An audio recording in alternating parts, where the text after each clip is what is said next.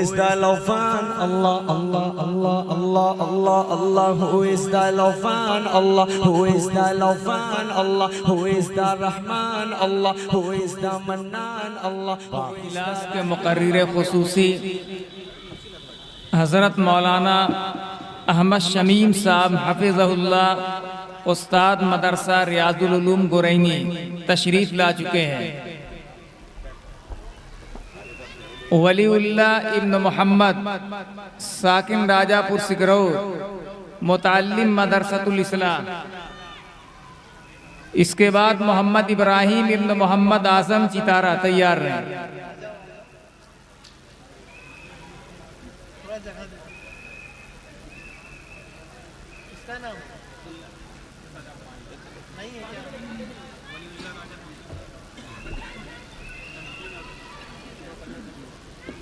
वलीउल्लाह इब्न मोहम्मद अहमद साकिन राजापुर सिकरौर।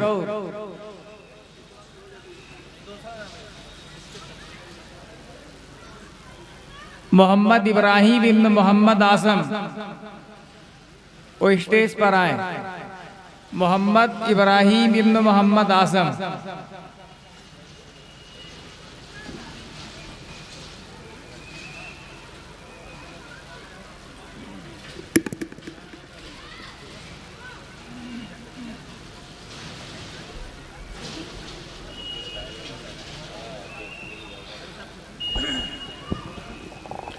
सवाल नंबर 1।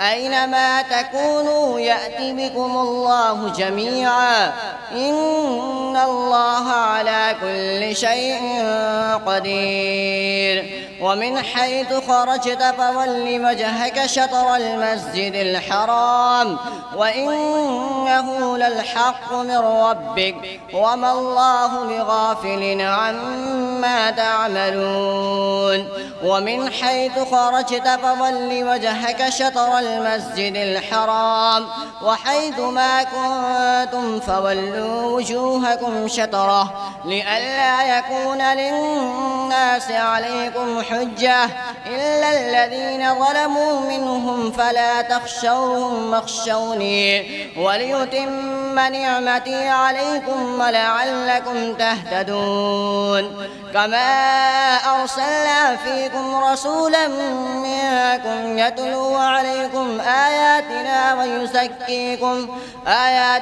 ويزكيكم ويعلمكم الكتاب والحكمة ويعلمكم ما لم تكونوا تعلمون فاذكروني أذكركم. सवाल नंबर 2। مثل الذين ينفقون أموالهم في سبيل الله كمثل حبة أنبتت 7 سنابل. بسم الله الرحمن الرحيم. مثل الذين ينفقون أموالهم في سبيل الله كمثل حبة أنبتت 7 سنابل في كل سنبلة 100 حبة والله يضاعف لمن يشاء والله واسع عليم. الذين ينفقون أموالهم رئاء الناس ولا يؤمنون بالله ولا باليوم الآخر ومن يكن الشيطان له فريقا.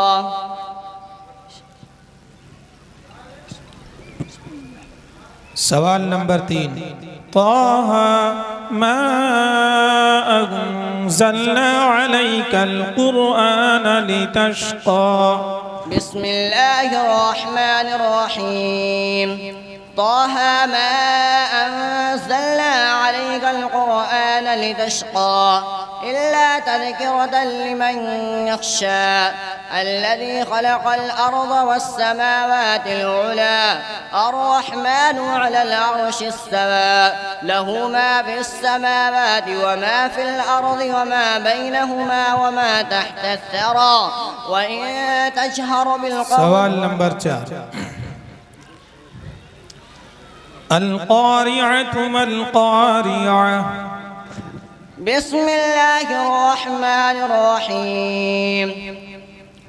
القارعة ما القارعة وما أدراك ما القارعة يوم يكون الناس كالفراش المبثوث وتكون الجبال كالعهن المنفوش فأما من ثقلت موازينه فهو في عيشة راضية وأما من خفت موازينه فأمه هاوية وما أدراك ما هي نار حامية. سوال نمبر 5.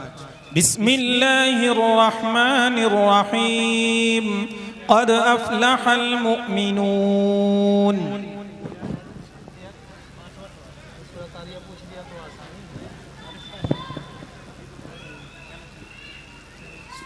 بسم الله الرحمن الرحيم.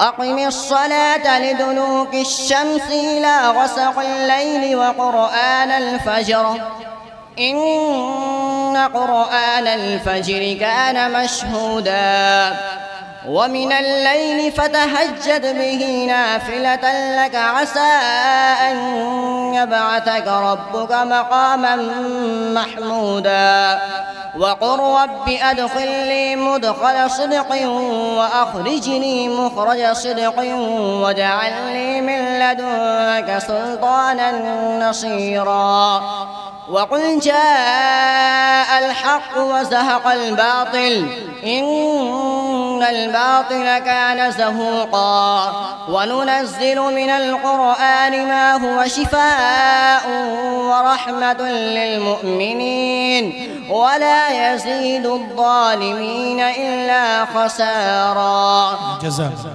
صدق الله العظيم.